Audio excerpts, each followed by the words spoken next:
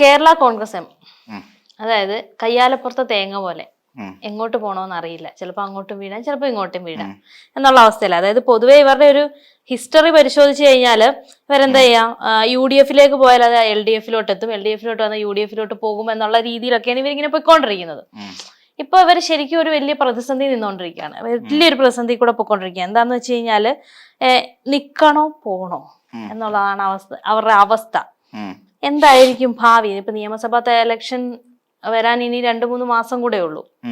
അപ്പൊ എന്തായിരിക്കും ഇവർ ഉദ്ദേശിക്കുന്നത്? ഇവർ എങ്ങോട്ട് പോകും, അല്ലെ ഇവർക്ക് എങ്ങോട്ട് പോയാൽ വല്ല സാധ്യതയുണ്ടോ? എന്തായിരിക്കും? ഇപ്പം നിലവിൽ ഇവർക്കൊരു 5 MLA-മാരും അതിലൊരു മന്ത്രിയും, റോഷി അഗസ്റ്റിൻ മന്ത്രി എന്ന് പറയുന്ന 5 MLA-മാരും നിലവിൽ മാണി ഗ്രൂപ്പിന് ഇന്ന് LDF നിൽക്കുമ്പോൾ ഉണ്ട്. അതില് ഇടുക്കി എന്ന് പറയുന്ന മണ്ഡലത്തിൽ നിന്നാണ് റോഷി അഗസ്റ്റിൻ വരുന്നത്. അങ്ങനെ അതിൽ നിന്നാണ് റോഷി അഗസ്റ്റിൻ മന്ത്രി എന്നുള്ള. പിന്നെ ചങ്ങനാശ്ശേരി, പൂഞ്ഞാറ് തുടങ്ങിയ മണ്ഡലങ്ങൾ വേറെയും ഇവർക്കുണ്ട്. അപ്പം ഇങ്ങനെ നിൽക്കുന്ന ഒരു സാഹചര്യത്തിൽ എന്തുകൊണ്ടും സേഫായിട്ട് എനിക്ക് തോന്നുന്നൊരു കാര്യം എന്ന് വെച്ചാൽ, എന്തുകൊണ്ടും സേഫാണ് ശരിക്കും പറഞ്ഞു കഴിഞ്ഞാല് നിലവിലത്തെ ഒരു അവസ്ഥ. അതായത് LDF-ന്റെ കൂടെ തുടരുക എന്നുള്ളത് തന്നെയാണ് മാണി ഗ്രൂപ്പിനെ സംബന്ധിച്ചിടത്തോളം ഏറ്റവും അഭികാമ്യമായ ഒരു കാര്യം. ഇനിയും തന്നെയല്ല, UDF-ലേക്ക് പോകുമ്പോൾ വരുന്ന ഒരു പ്രധാനപ്പെട്ട പ്രശ്നം എന്ന് വെച്ച് കഴിഞ്ഞാൽ അവിടെ ജോസഫ് എന്ന് പറയുന്ന മറ്റൊരു കേരള കോൺഗ്രസ് ഉണ്ട്, ജെ. അപ്പൊ ആ ജെ ഉള്ളത് കൊണ്ട് തന്നെ അവിടെ വേറെ ഒരു പ്രതിസന്ധി ഉണ്ടാകാനുള്ള സാധ്യതയുണ്ട്. അവർക്ക് 10 സീറ്റാണ് അവർ ചോദിക്കുന്നത്. അതായത് ജോസഫിന് 10 സീറ്റ് UDF-ൽ വേണം. അപ്പൊ മാണി ഗ്രൂപ്പ് അവിടെ പോകുമ്പോൾ ഈ എത്ര സീറ്റ് കൊടുക്കാൻ കഴിയും? അപ്പൊ ഇവിടെ നിലവിൽ 12 സീറ്റോളം ഇവർക്ക് LDF കിട്ടുന്നുണ്ട്. അപ്പം LDF 12 സീറ്റ് കിട്ടുന്ന സാഹചര്യത്തിൽ ഇവർ തിരിച്ചങ്ങോട്ട് പോയാൽ ജോസഫ് ഗ്രൂപ്പിനെ തള്ളിക്കളഞ്ഞിട്ട് മാണി ഗ്രൂപ്പിന് അവിടെ 10 സീറ്റ് മേൽ കൊടുക്കുവോ? 12 സീറ്റ് മാണി ഗ്രൂപ്പ് മേടിക്കുന്നുണ്ട്, ഈ 12 സീറ്റ് LDF കിട്ടുന്നുണ്ട്. അപ്പുറത്തെ എന്നാൽ 12 കിട്ടുവോ? ഇല്ല, കിട്ടത്തില്ല. അതിൽ 12 സീറ്റിൽ 5 വിജയിപ്പിച്ചെടുക്കാനും കഴിഞ്ഞിട്ടുണ്ട്. പിന്നെ അതോടൊപ്പം ഇനിയിപ്പോ പാലയിൽ നിലവിലൊരു MLA ഉണ്ടെന്നേ, മാണി സി കാപ്പനുണ്ട്, KDP-യോ അങ്ങനത്തെ ഒരു ഒടക്ക പാർട്ടിയുണ്ട്. ആ പാർട്ടി വെച്ചിട്ട് മാണി സി കാപ്പൻ പാല എന്നുള്ള MLA ആണ്. അപ്പൊ മാണി സി കാപ്പനെ മാറ്റിക്കൊണ്ട് അവിടെ ജോസ് കെ മാണിക്ക് അവിടെ അക്കോമഡേറ്റ് ചെയ്യോ? ജോസ് കെ മാണി അവിടെ അക്കോമഡേറ്റ് ചെയ്യോ? ഇല്ല. അതിന് പകരം തിരുവമ്പാടി, കോഴിക്കോട് തിരുവമ്പാടി എന്ന് പറയുന്ന സ്ഥലത്ത് അവിടെ ഒരു സീറ്റ് വാഗ്ദാനം ചെയ്യുന്നുണ്ട്. പക്ഷെ അതൊന്നും ഫലപ്രദമായ നടപടിക്രമങ്ങളായി മാറാൻ സാധ്യതയില്ല. എന്തുകൊണ്ടായിരിക്കും ഇപ്പൊ നിലവിലത്തെ ഇവരുടെ അവസ്ഥയിൽ ഇവർ സേഫാണ്, സേഫ് സോണിൽ നിൽക്കുവാണ്. പിന്നെ എന്താണ് ഇവർക്ക് ഇങ്ങനെ ഒരു ചാഞ്ചാട്ടത്തിന് കാരണം? എന്തായിരിക്കും ചാഞ്ചാട്ടത്തിന്റെ പ്രധാനപ്പെട്ട കാരണം എന്ന് വെച്ചാൽ, ഇതിനകത്ത് നിലവിലുള്ള പലർക്കും, അതായത് ഇതിനകത്തുള്ള ഒരു വിഭാഗത്തിന്, മാണി ഗ്രൂപ്പിലുള്ള ഒരു വിഭാഗത്തിന് താല്പര്യമുണ്ട്. പിന്നെ ഇവര് പൊതുവെ സാമുദായിക പാർട്ടി അല്ല എന്ന് ജോസ് കെ മാണി പല ആവർത്തി പറയുകയും ചെയ്യുന്നുണ്ട്. ഞങ്ങൾ മാണി ഗ്രൂപ്പ് എന്ന് പറയുന്നത് മതേതര പാർട്ടിയാണ്, അതിനകത്ത് വേറെ യാതൊരു തരത്തിലുമുള്ള ഒരു വർഗീയമായ യാതൊരു ധ്രുവീകരണമോ അല്ലെങ്കിൽ അങ്ങനെയുള്ള കാര്യങ്ങളൊന്നും ഇതിനകത്തില്ല. എന്ന് വെച്ചാൽ ഒരു സാമുദായിക പാർട്ടി എന്നുള്ള നിലയിൽ മാണി ഗ്രൂപ്പിനെ കൊണ്ട് കെട്ടിയിടാൻ ഞങ്ങൾക്ക് താല്പര്യമില്ല എന്നുള്ളതാണ് ജോസ്മോന്റെ പക്ഷം. പക്ഷേ എന്നാൽ ഇതിനകത്ത് സഭാ നേതൃത്വം ഇടപെടുന്നുണ്ട്. ഈ പൊതുവെ UDF-നോട് സഭാ നേതൃത്വത്തിന് വല്ലാത്ത ഒരു അനുകമ്പയുണ്ട്. അത് കാലാകാലങ്ങളായിട്ടുള്ള, ഈ അടുത്ത കാലത്ത് മാത്രമാണ് ചെറിയൊരു പ്രശ്നമുണ്ടായി, മുനമ്പം വിഷയവുമായിട്ടൊക്കെ ബന്ധപ്പെട്ടുകൊണ്ട് ചെറിയ രീതിയിൽ ഇപ്പൊ അതിനുള്ള പ്രതിവിധി VD സതീശൻ ചെയ്യുകയും ചെയ്തു. സിറോ മലബാർ സഭയിൽ ആസ്ഥാനത്ത് പോവുകയൊക്കെ ചെയ്തു. രഹസ്യ സന്ദർശനമൊക്കെ പല സഭാ മേലധ്യക്ഷന്മാരുമായിട്ട് VD സതീശൻ നടത്തിക്കൊണ്ടിരിക്കുന്ന ഒരു സാഹചര്യമാണ് ഇപ്പോൾ ഉള്ളത്. അപ്പോൾ അങ്ങനെ ഇങ്ങനെയെല്ലാം ഒരു പ്രതിസന്ധി നിൽക്കുന്നതുകൊണ്ട് തന്നെ ഇങ്ങനെ പല ഭാഗങ്ങളിൽ നിന്ന് പ്രഷർ വരുന്നതുകൊണ്ട് തന്നെ ജോസ് കെ മാണിക്ക് ഒരു ആഗ്രഹമുണ്ട്, എങ്ങനെയെങ്കിലും UDF-ലേക്ക് കടന്നുകൂടിയാലോ. കാര്യം ഒരു പറ്റം ആളുകൾ പറയുന്നു, നിങ്ങൾ ഇങ്ങനെ നിന്നിട്ട് കാര്യമില്ല, നിങ്ങൾ UDF-ലേക്ക് പോകണം, നിങ്ങൾ കേരള കോൺഗ്രസ് എന്ന് പറയുന്ന എക്കാലത്ത് UDF-ന്റെ ഭാഗമായി നിന്നവരല്ലേ എന്നല്ല. ഈ പല ഘട്ടങ്ങളിലായി എനിക്ക് തോന്നുന്നു ഏറ്റവും കൂടുതൽ തവണ കാലം മന്ത്രിയായിരുന്ന ഒരു വ്യക്തി എന്നുള്ള ഒരു പ്രാധാന്യം KM മാണിക്കുണ്ട്. എന്തുകൊണ്ടാണെന്ന് ചോദിച്ചാൽ, അവിടുത്തെ ഒരു ട്രെൻഡ് അനുസരിച്ചിട്ട്, അതായത് ഒരു തെരഞ്ഞെടുപ്പിന്റെ ട്രെൻഡ് അനുസരിച്ചിട്ടും ആ സമയങ്ങളിൽ ഉണ്ടാകുന്ന ഒരു രാഷ്ട്രീയമായ ഒരു മാറ്റം അനുസരിച്ചും വളരെ കൃത്യമായി ഇടത് വലത് മുന്നണികളിൽ ചാടി മാറി നിൽക്കാൻ ശേഷിയുള്ള ഒരാൾ തന്നെയായിരുന്നു മാണി, KM മാണി എന്ന് പറയുന്ന മാണി സാറ് പാലായിലെ. അപ്പൊ അതുകൊണ്ട് തന്നെയാണ് അദ്ദേഹത്തിന് കൂടുതൽ കാലം മന്ത്രിയായിരിക്കാൻ സാധിച്ചത്. ഏത് മുന്നണി അധികാരത്തിൽ വന്നാലും മാണി സാറ് അതിന്റെ മുന്നണിയിൽ ഒരു മന്ത്രിയായിരിക്കും എന്ന് പറയുന്ന പോലെ. അതുപോലെ ജോസഫ് ഏറെക്കാലം LDF-ന്റെ കൂടെ ആയിരുന്നല്ലോ. അതിനുശേഷമാണല്ലോ UDF-ലേക്ക് കയറുകയും ഒരു ലയനം ഉണ്ടാകുന്ന ഒരു സാഹചര്യമൊക്കെ ഉണ്ടായി. പിന്നീട് ആ ലയനം വീണ്ടും പിളർപ്പിലേക്ക് പോകുന്ന ഒരു സാഹചര്യത്തിലേക്കൊക്കെ കാര്യങ്ങൾ പോയിരുന്നു. ആ ജെയും എമ്മും കൂടെ മിക്സ് ആയതുകൊണ്ട് കേരള കോൺഗ്രസ് ഒറ്റ പാർട്ടിയായി മാറുക എന്നുള്ള നിലയിലേക്ക് പോവുകയും ചെയ്തത്. അപ്പൊ ഇങ്ങനെ തുടങ്ങി ഒരുപാട് ഘടകങ്ങൾ ഇതിനകത്തുണ്ട്. അപ്പം ഇങ്ങനെ വരുമ്പോൾ ഈ പറയുന്ന എല്ലാവരും UDF-ന്റെ ഭാഗമായി തന്നെ നിന്ന് പ്രവർത്തിക്കണമെന്നൊരു വിഭാഗം നേതാക്കന്മാർ പറയുന്നുണ്ട്. അത് ജോസ് കെ മാണിയുടെ കൂട്ടത്തിൽ തന്നെ ഒരു വിഭാഗം പറയുന്നുണ്ട്. ഈ MLA-മാരായിരിക്കുന്നവരുടെ കൂട്ടത്തിൽ ഒരു വിഭാഗം പറയുന്നുണ്ട്. അതിപ്പോ എനിക്ക് തോന്നുന്നു റോഷി അഗസ്റ്റിൻ മാത്രമാണ് അങ്ങനെ ഒരു ചിന്താഗതി ഇല്ലാത്ത കാര്യം. റോഷിയെ സംബന്ധിച്ചിടത്തോളം അത് പിന്നെ LDF ആണെങ്കിലും UDF ആണെങ്കിലും ഇടുക്കി സീറ്റ് റോഷി അഗസ്റ്റിൻ തന്നെ ആയിരിക്കും. അവിടെ അന്തിമ വിജയം റോഷി അഗസ്റ്റിൻ തന്നെ നേടാൻ കഴിയും എന്ന് പറയുന്ന ഒരു ആത്മവിശ്വാസം റോഷി അഗസ്റ്റിൻ ഉണ്ട്. അതുകൊണ്ട് റോഷിയെ സംബന്ധിച്ചിടത്തോളം UDF നിന്നാലും LDF നിന്നാലും എല്ലാം സെയിം എഫക്ട് ആണ്. അപ്പൊ അങ്ങനെ ഒരു കാര്യം കൂടി റോഷി അഗസ്റ്റിന്റെ കാര്യത്തിലുണ്ട്. അപ്പൊ അതുകൊണ്ട് തന്നെ ഇവർക്ക് ഇപ്പോ ഒരു വലിയ ഒരു ചാടിക്കടക്കണോ വേണ്ടയോ എന്നറിയാൻ വയ്യാത്ത ഒരു മാനസികാവസ്ഥയിൽ നിൽക്കുകയാണ്. പിന്നെ മറ്റൊരു കാര്യം കൂടി വന്നു കഴിയുമ്പോൾ ലീഗ് ഒരു വലിയ ഒരു പ്രധാന കക്ഷിയായി മാറുകയാണ്. ലീഗ് ഇനിയും ജോസ് കെ മാണിയുടെ വരവിനെ ലീഗ് അംഗീകരിക്കുമോ? കാരണം കോൺഗ്രസിന് ഒരു നിശ്ചിത സീറ്റുകളുണ്ട്. ഈ പറയുന്ന 90-ലധികം സീറ്റുകളിൽ കോൺഗ്രസ് മത്സരിക്കും. ബാക്കി വരുന്ന ഏകദേശം ഒരു 50 സീറ്റുകളാണ് വിഭജിച്ചു പോകുന്നത്.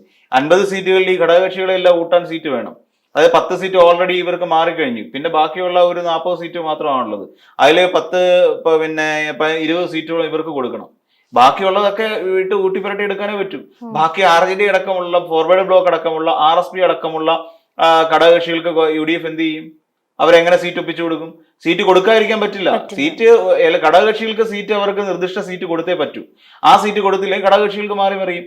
ഇപ്പൊ KDP അയാൾക്കൊരു സീറ്റ് കൊടുക്കണം, RMPക്ക് സീറ്റ് കൊടുക്കണം, CMPക്ക് സീറ്റ് കൊടുക്കണം. അപ്പൊ ഇവർക്കെല്ലാം എങ്ങനെ എവിടെ നിന്ന് എടുത്തിട്ട് കൊടുക്കും? ഇവര് അപ്പൊ വിട്ടുവീഴ്ച ചെയ്യേണ്ട കോൺഗ്രസിന്റെ സീറ്റുകൾ വിട്ടുവീഴ്ച ചെയ്യണം. കോൺഗ്രസിന്റെ സീറ്റുകൾ വിട്ടുവീഴ്ച ചെയ്തു കഴിഞ്ഞാൽ ഇതിനകത്ത് പാളയത്തിൽ പടയുണ്ടാവും, കോൺഗ്രസിനകത്ത് വീണ്ടും തല്ലുണ്ടാവും. അപ്പൊ ഈ തല്ലിനെ പ്രതിരോധിക്കാനും പറ്റണം. അങ്ങനെ വരുമ്പോൾ ഈ ജോസ് കെ മാണിയുടെ തീരുമാനം വളരെ പ്രാധാന്യമർഹിക്കുന്ന ഒരു തീരുമാനമാണ്. പിന്നെ തന്നെയല്ല, ജോസ് കെ മാണി ഇനിയിപ്പോ അങ്ങോട്ട് മറിഞ്ഞു പോയി കഴിഞ്ഞാൽ തന്നെ വലിയ പാടായിരിക്കും. എന്ന് പറഞ്ഞു കഴിഞ്ഞാൽ ജോസ് കെ മാണിക്ക് ഇപ്പൊ തന്നെ ഒരു പ്രശ്നമുള്ളതെന്ന് വെച്ച് കഴിഞ്ഞാൽ നിലപാടില്ലാത്ത ഒരു നേതാവ് എന്നുള്ളൊരു പേരുദോഷം ജോസ് കെ മാണിക്കുണ്ട്. അത് അന്ന് KM മാണിയെ കൊണ്ട് ബജറ്റ് പ്രഖ്യാപനം നടത്തില്ല എന്ന് വാശി പിടിക്കുകയും അന്നാണ് പ്രസിദ്ധമായ നിയമസഭാ കയ്യാങ്കളി കേസ് ഉണ്ടാകുന്നത്. അന്ന് വലിയ വിവാദ വിഷയം ഉണ്ടാകുകയും അവസാനം ഒടുവിൽ കയറി നിന്നുകൊണ്ട് എല്ലാവരും MLA മാര്, അതായത് ഭരണകക്ഷി MLA മാരെല്ലാം ചുറ്റിലും നിന്നുകൊണ്ടാണ് അന്ന് KM മാണി ബജറ്റ് അവതരിപ്പിച്ചത്. അത്രയും അദ്ദേഹത്തിനെ പ്രതിരോധത്തിലാഴ്ത്തിയ LDF-നോടൊപ്പം പോയതിൽ ഒരു വിഭാഗം ആൾക്കാർക്ക് എതിർപ്പുണ്ട്. ആ ഒരു പേരുദോഷം ഇപ്പോഴും ജോസ് കെ മാണിയുടെ തലയിൽ കിടപ്പുണ്ട്. അത് മാറി മാറി വരുന്നതേ ഉള്ളൂ. അപ്പൊ ഈ ഒരു സാഹചര്യത്തിൽ ഇപ്പൊ ജോസ് കെ മാണി രണ്ട് മനസ്സോടുകൂടി നിൽക്കുകയാണ്, പോകണോ വേണ്ടയോ എന്നുള്ള കാര്യം. പക്ഷേ രാഷ്ട്രീയ സാഹചര്യങ്ങൾ മനസ്സിലാക്കിക്കൊണ്ട് വേണം എപ്പോഴും ജോസ് കെ മാണി പ്രവർത്തിക്കേണ്ടത്. രാഷ്ട്രീയ സാഹചര്യം ഇപ്പം മനസ്സിലാക്കുന്ന സാഹചര്യം അടുത്തൊരു തുടർഭരണം ഉണ്ടാകില്ല, പകരം UDF അധികാരത്തിൽ കയറും. അധികാരത്തിൽ കയറിയാൽ ഈ ജോസ് കെ മാണിക്ക് അവിടെ ഒരു സീറ്റ് കിട്ടും, അല്ലെങ്കിൽ ഒരു മന്ത്രിസ്ഥാനം കിട്ടും എന്നൊക്കെയുള്ള ഒരു പ്രതീക്ഷയുടെ പുറത്താണ് ഇപ്പൊ പലരും നിൽക്കുന്നത്. ഈ പറയുന്ന 5 സീറ്റുകൾ കിട്ടിയിട്ടുണ്ടെങ്കിൽ 5 MLA മാരുണ്ടെങ്കിൽ ആ 5 MLA മാരിൽ 3 പേരും ചിന്തിക്കുന്ന ആ രീതിക്കാണ്. അപ്പൊ അതിനകത്തൊരു വലിയ പ്രശ്നം, വലിയൊരു പ്രതിസന്ധി ഉടലെടുക്കാൻ പോവുകയാണ്. അപ്പം അങ്ങനെ അപ്പൊ ഇപ്പോഴത്തെ നിലവിലത്തെ സാഹചര്യം അനുസരിച്ച് നോക്കുകയാണെങ്കിൽ LDF-ന്റെ കൂടെ തന്നെ നിൽക്കുന്നതാണ് കുറച്ചുകൂടെ സേഫ്. കാര്യം ജോസ് കെ മാണിക്ക് ഇപ്പൊ കിട്ടിക്കൊരിക്കുന്ന ഒരു പ്രാധാന്യം എന്ന് പറഞ്ഞാൽ മൂന്നാം കക്ഷി എന്നുള്ള ഒരു പ്രാധാന്യം കിട്ടുന്നുണ്ട്. അതായത് നോക്കിക്കഴിഞ്ഞാൽ LDF-ല് CPM കഴിഞ്ഞാൽ CPI കഴിഞ്ഞാൽ കേരള കോൺഗ്രസ്, പിന്നെ CPM വേറൊരു കളിയും കൂടെ കളിച്ചു. ഇവര് നടത്താൻ പോകുന്നൊക്കെ പിന്നെ ജാഥ ഉണ്ടല്ലോ, CPM-ന്റെ LDF-ന്റെ ജാഥയില് മധ്യ കേരള ക്യാപ്റ്റനായിട്ട് ജോസ് കെ മാണി പ്രഖ്യാപിച്ചു. അവിടെയും പൂട്ടുവെച്ചു. കൃത്യമായി മധ്യ കേരള ക്യാപ്റ്റനായിട്ട് ജോസ് കെ മാണി വന്നു കഴിയുമ്പോഴത്തെ കാര്യം കഴിഞ്ഞു. തൃശങ്കുവിൽ നിൽക്കുക. അപ്പൊ അക്ഷരാർത്ഥത്തില് എത്രയും പ്രാധാന്യം കൊടുക്കുന്നുണ്ട്. പക്ഷെ UDF-ൽ അങ്ങനെ ഒരു UDF ചെന്ന് കഴിഞ്ഞാൽ ഇങ്ങനെ ഒരു പ്രാധാന്യം ജോസ് കെ മാണി കിട്ടത്തില്ല. പോയാൽ തന്നെ കറങ്ങി തിരിഞ്ഞ് വരേണ്ടി വരും. മധ്യമേഖല ക്യാപ്റ്റനായിട്ട് വെക്കാൻ പോകുന്ന അവര് പിന്നെ PJ ജോസഫിനെ അല്ലെ അബു ജോസഫിനെ ആയിരിക്കും. അപ്പൊ അതും പ്രശ്നമാകും. അപ്പൊ ഇങ്ങനെ വരുമ്പോൾ പ്രാധാന്യക്കുറവ് എന്ന് പറയുന്ന ഒരു വലിയ പ്രതിസന്ധി ഈ പറയുന്ന ജോസ് കെ മാണിയെ കാത്തിരിക്കുന്നുണ്ട്. അപ്പൊ അങ്ങനെ ഉണ്ടാകാതിരിക്കണമെങ്കിൽ നിലവിലത്തെ സാഹചര്യം മെയിൻറ്റെയിൻ ചെയ്ത് പോവാന്നുള്ളതാണ്. ചിലപ്പം ഒരു സീറ്റ് എങ്ങാനും അധികം ചോദിച്ചാൽ ചിലപ്പോൾ കിട്ടിയാൽ കിട്ടും. ഇപ്പൊ 15 സീറ്റ് എന്ന് പറയുന്ന ഒരു സംഖ്യയിലേക്കാണ് ജോസ് കെ മാണി കണ്ണു കെട്ടിരിക്കുന്നത്. 15 കിട്ടിയില്ലെങ്കിലും ഒരു 13-14 സീറ്റുകളിലേക്കൊക്കെ വേണമെന്നുണ്ടെങ്കിൽ ജോസ് കെ മാണിയെ അക്കോമഡേറ്റ് ചെയ്യാൻ പറ്റും, അതായത് മാണി ഗ്രൂപ്പിനെ അക്കോമഡേറ്റ് ചെയ്യാൻ പറ്റും. പക്ഷെ ഇങ്ങനെ ഒരു വിലപേശൽ അപ്പുറം നടക്കില്ല. അപ്പുറം നടക്കുമ്പോൾ കോൺഗ്രസ് സീറ്റ് വിട്ടുകൊടുക്കാതെ അവിടെ ലീഗിന്റെ സീറ്റ് ഇവർക്ക് വിട്ടുകൊടുക്കേണ്ടി വരും. എങ്കിലേ കാര്യമുള്ളൂ. അല്ലെ കേരള കോൺഗ്രസ് ജയെ പിണക്കാനും പറ്റത്തില്ല. അവർക്കും ഈ പറയുന്ന പോലെ ആ ഭാഗങ്ങളിൽ ഉള്ള ഒരു പ്രാധാന്യം മനസ്സിലാക്കിക്കൊണ്ട് തന്നെയാണ് അവർക്ക് അവിടെ സീറ്റ് കൊടുത്തിരിക്കുന്നത്.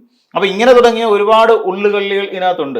അപ്പൊ അതുകൊണ്ട് തന്നെ ഇപ്പോ ഇങ്ങനെ ഒരു മധ്യമേഖല ക്യാപ്റ്റനാക്കി നിയമിക്കുകയും കൂടെ ചെയ്തതോടുകൂടി സത്യത്തിൽ ഈ വിദ്യ പറഞ്ഞ പോലെ തന്നെയാണ് ജോസ് കെ മാണി സത്യത്തിൽ ഒരു തൃശങ്കുവിൽ ഇങ്ങനെ നിൽക്കുന്ന ഒരു അവസ്ഥയാണ്. എങ്ങോട്ട് ചായും എങ്ങോട്ട് മറിയും. പിന്നെ രാഷ്ട്രീയമാണ്, ഏതൊരു കാലഘട്ടത്തിലും ഏതൊരു സമയത്തും മാറ്റങ്ങൾ സംഭവിച്ചേക്കാം. പക്ഷെ നിലവിൽ നമ്മുടെ ഒരു വീക്ഷണം വെച്ച് പരിശോധിക്കുകയാണെങ്കിൽ ഇവിടെ ഉടനെ എങ്ങും ഒരു കോൺഗ്രസിന്റെ അല്ലെങ്കിൽ UDF-ന്റെ ഒരു സർക്കാർ അധികാരത്തിൽ കയറാനുള്ള സാധ്യത വളരെ കുറവാണ്. അപ്പൊ നേരത്തേക്ക് ഒരു 75% ഒക്കെ നമുക്ക് ഇടതുപക്ഷത്തിന് പറയാമെങ്കിലും 75 ഇല്ലെങ്കിൽ തന്നെയും ഇപ്പോൾ ഒരു 60% സാധ്യത ഇപ്പോഴും ഇടതുപക്ഷത്തിനൊപ്പമാണ്. 50 ചാൻസ് കൂടുതലുണ്ട്. ഒരു പകുതിയിലധികം സാധ്യത എപ്പോഴും ഇടതുപക്ഷം വീണ്ടും ഭരിക്കാൻ തന്നെയാണ്. കാരണം എന്തുകൊണ്ടാണെന്ന് ചോദിച്ചാൽ ഇവിടെ UDFന് വേണ്ട വിധം ഒരു അവർക്ക് ഉയർത്തിക്കൊണ്ടുവരുന്ന ആരോപണങ്ങളെയാണെങ്കിലും വേണ്ട വിധം ജനങ്ങൾക്കിടയിൽ സ്റ്റിക്ക് ഓൺ ചെയ്യിക്കാൻ കഴിഞ്ഞിട്ടില്ല എന്നുള്ളതാണ്. ഒരു പടർത്താനോ അല്ലെങ്കിൽ വേണ്ട രീതിയിൽ ഇതിനകത്തൊരു വസ്തുതയുണ്ട് എന്ന് ജനങ്ങളെ ബോധ്യപ്പെടുത്താൻ കഴിഞ്ഞിട്ടില്ല. അത് വെറും അലിഗേഷൻസ് എന്നുള്ള നിലയ്ക്ക് അപ്പുറത്തേക്ക് അതിനൊരു പ്രാധാന്യം ജനങ്ങൾക്കിടയിൽ കിട്ടിയിട്ടില്ല എന്നുള്ളതാണ്. ഇപ്പൊ നമ്മൾ നോക്കിയ ഏറ്റവും ഒടുവിലുണ്ടായ ശബരിമല കൊള്ളക്കേസ് അത് തന്നെയാണല്ലോ പിന്നെ തദ്ദേശ സ്വയംഭരണ തെരഞ്ഞെടുപ്പിൽ അടക്കം ഇടതുപക്ഷത്തിനെതിരായ ഒരു വലിയ രാഷ്ട്രീയ ആയുധമാക്കി അവർ മാറ്റിയത്. പക്ഷേ അത് തിരിഞ്ഞുകൊത്തുന്ന ഒരു സമീപനത്തിലേക്ക് പോയി. അവർ ഈ കഴിഞ്ഞ 10 വർഷക്കാലവും UDF കൊണ്ട് നടന്നിട്ടുള്ള എല്ലാ കാര്യങ്ങളും എല്ലാ ആരോപണങ്ങളും വെറും വാക്കുകളായി മാത്രം അവശേഷിക്കുകയാണ്. അല്ല അതിന്റെ ഒരു ഫൈനൽ റിസൾട്ട് എൻഡ് റിസൾട്ട് എന്ന് പറയുന്ന ഒരു കാര്യത്തിലേക്ക് എത്താൻ ഇതുവരെയായിട്ട് UDFന് കഴിഞ്ഞിട്ടില്ലാത്തത് UDFന്റെ പരാജയം തന്നെയാണ്. ഈ പരാജയം കൈ പിടിച്ചോണ്ട് വേണം ഇവിടെ അടുത്ത തെരഞ്ഞെടുപ്പിനെ നേരിടേണ്ടത്. അവിടെ ആ സമയം എത്തുമ്പോഴേക്കും സ്വർണ്ണ കൊള്ള എന്ന് പറയുന്നതിന് കൊണ്ടുപോകാൻ പറ്റുന്നില്ല. ഇപ്പൊ മുഖ്യമന്ത്രിക്കെതിരായി സ്വർണ്ണക്കള്ളക്കടത്ത് കേസ് ഇവിടെ വന്നു. അപ്പം പിന്നെ നയതന്ത്ര ചാനൽ വഴിയുള്ള സ്വർണ്ണക്കടത്ത് കേസ്, ആ സ്വർണ്ണക്കടത്ത് കേസിൽ അന്വേഷണത്തിലിരുന്ന ഒരാള് രാധാകൃഷ്ണൻ എന്ന് പറയുന്ന ഒരാൾ ഇപ്പൊ പുറത്തേക്ക് പോയി. അയാൾ ഇഡിയുടെ ഉദ്യോഗസ്ഥനായിരുന്നു. അദ്ദേഹത്തിന് പണി കിട്ടിയപ്പോഴാണ് പല കാര്യങ്ങളും പുറത്തേക്ക് വരുന്നത്. മുഖ്യമന്ത്രിയെ കൊടുക്കാൻ മനഃപൂർവ്വമായ ശ്രമം ED നടത്തി എന്നുള്ള സാധനം വന്നു. അപ്പോഴും ഗോള് മുഖ്യമന്ത്രിയുടെ പോസ്റ്റിലേക്ക് എത്തി. അപ്പൊ ഇങ്ങനെ തുടങ്ങിയ ഒരുപാട് ഘടകങ്ങൾ ഇവിടെ ഇപ്പോഴും നിലനിൽക്കുന്നുണ്ട്. തന്നെയല്ല ഒരുപാട് ജനോപകാരപ്രദമായ പ്രവർത്തനങ്ങളിലൂടെ മുഖ്യമന്ത്രി ജനങ്ങളിലെ അഡ്രസ് ചെയ്യുന്നുണ്ട്. ഈ പറഞ്ഞ പെൻഷന്റെ വർധനവ്, വീട്ടമ്മമാർക്കുള്ള പെൻഷൻ, ചെറിയ ചെറിയ വിഷയങ്ങൾ, ചില രാഷ്ട്രീയ പ്രേരിതമായ ചില സമരങ്ങൾ മാത്രം. ഇപ്പൊ ഈ പറയുന്ന പോലെ ആശാ വർക്കർമാരുടെ സമരം, അതിനെയും പ്രതിരോധിക്കാൻ മുഖ്യമന്ത്രിക്ക് കഴിഞ്ഞു. പക്ഷെ അവിടെ ആശാ വർക്കർമാരുടെ സമരമല്ല നടന്നത്, SUCIക്കാർ നേതൃത്വം കൊടുത്ത ഒരുപറ്റം വനിതകളുടെ സമരമായിരുന്നു എന്ന് കൃത്യമായി ജനത്തിന് ബോധ്യപ്പെട്ടു. അതൊരു ഫേക്ക് സമരമായിരുന്നു എന്നുള്ളതിനെ കുറിച്ച് മനസ്സിലാക്കി. അല്ലെങ്കിൽ സമരത്തിന്റെ മുദ്രാവാക്യത്തിന്റെ ടോൺ വരെ മാറും. വിജയം വരെ സമരം ചെയ്യുമെന്ന് പറയും, പകരം തെരഞ്ഞെടുപ്പ് വരെ ഞങ്ങൾ സമരം ചെയ്യും എന്ന് പറയുന്ന ഒരു പ്രത്യേകതരം സമരമുറ അവർ സ്വീകരിച്ചിട്ടുണ്ട്. അപ്പൊ തെരഞ്ഞെടുപ്പ് എടുക്കുന്ന സമയത്ത് മാത്രം ഇവർ സമരത്തിന് കൂടുതൽ പ്രാധാന്യം കൊടുക്കുന്നു എന്നുള്ളതാണ്. ഇനി ഈ സമരം ഒരു പദ്ധതി ഇടുന്നുണ്ട്. അപ്പൊ ഇങ്ങനെ തുടങ്ങി ഇവരെല്ലാം ചെയ്തുകൊണ്ടിരിക്കുന്നത് പലതും കള്ളത്തരമാണെന്നും മുഖ്യമന്ത്രിയും ഇപ്പോഴത്തെ സർക്കാരും വളരെ കൃത്യമായി വളരെ എണ്ണയിട്ട യന്ത്രം പോലെ പ്രവർത്തിച്ചുകൊണ്ട് ഇവിടെ വികസന പ്രവർത്തനങ്ങൾക്ക് നാന്ദി കുറിച്ചിരിക്കുകയാണ് എന്ന് പറയും. ഈ അടുത്ത സമയത്ത് മരിച്ച ഇബ്രാഹിം കുഞ്ഞ് പൊതുമരാമത്ത് വകുപ്പ് മന്ത്രിയായിരിക്കുന്ന സമയത്തല്ലേ ഇവിടെ പാലം അഴിമതി നടക്കുന്നത്. അപ്പൊ അങ്ങനെ അഴിമതിയുടെ കൂത്തരങ്ങായി UDF ഭരിക്കുന്ന ഒരു ഭരണ സംവിധാനം മാറും എന്ന് ജനങ്ങൾക്കൊരു ധാരണയുണ്ട്. അതുകൊണ്ട് 40% വരുന്ന ആളുകൾ ഇപ്പോഴും വിശ്വസിക്കുന്നത് ഒരിക്കലും UDF അധികാരത്തിൽ വരുമെന്ന് തന്നെയും 60% ആൾക്കാർ വിശ്വസിക്കുന്ന LDF അധികാരത്തിലേക്ക് തുടരും എന്നുള്ളത് തന്നെയാണ്. അപ്പൊ അങ്ങനെ ഒരു സാഹചര്യം നിലനിൽക്കുന്നതുകൊണ്ട് ഈ ജോസ് കെ മാണി ഒരു വൃത്തികെട്ട തീരുമാനത്തിലേക്ക് പോകാനുള്ള, അതായത് UDFിലേക്ക് ഘടകം പറയാനുള്ള ഒരു സാധ്യത വളരെ കുറവാണ്. ഒരു 10% അല്ലെങ്കിൽ 15% എന്നതിനപ്പുറത്തേക്ക് അതിനെ നമുക്ക് കണക്കാക്കാൻ കഴിയില്ല. കാരണം ഇവർക്ക് ഒരിക്കലും ഒത്തുചേരാൻ പറ്റാത്ത ഒരാളാണ് ഈ പറയുന്ന UDF എന്ന് മാത്രമല്ല അതിലെ പ്രധാന കക്ഷിയായ നമ്മുടെ കേരള കോൺഗ്രസ് ജെയുമായിട്ട് ഒരു കാരണവശാലും ഒത്തുപോകാൻ പറ്റാത്ത സാഹചര്യമാണ് നിലവിലുള്ളത്. കാര്യം ജോസ് കെ മാണിയുടെ കാലഘട്ടം മുതൽ തന്നെ ഇവർ തമ്മിൽ ഒരു വലിയ സ്പർദ്ധയും കേസും കൂട്ടവും ഒക്കെ ആയിട്ട് ചിഹ്നം സംബന്ധിച്ച് തന്നെ ഇവർ തമ്മിൽ കേസ് നടന്നതാണ്. അപ്പൊ അങ്ങനെയുള്ള ഒരുപാട് ഘടകങ്ങൾ ഇതിനകത്തുണ്ട്. അതുകൊണ്ട് തന്നെ ഇപ്പോ ഒരു 10 to 25% മാത്രമാണ് ഇപ്പം ജോസ് കെ മാണി ഇപ്പുറത്തേക്ക് മറിയാനുള്ള സാധ്യത എനിക്ക് തോന്നുന്നത്.